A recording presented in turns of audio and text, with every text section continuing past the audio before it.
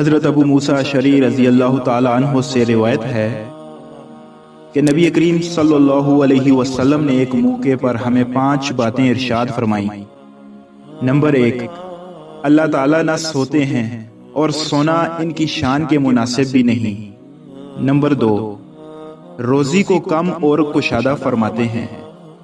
Number 3، ان کے پاس رات کے اعمال دن سے پہلے۔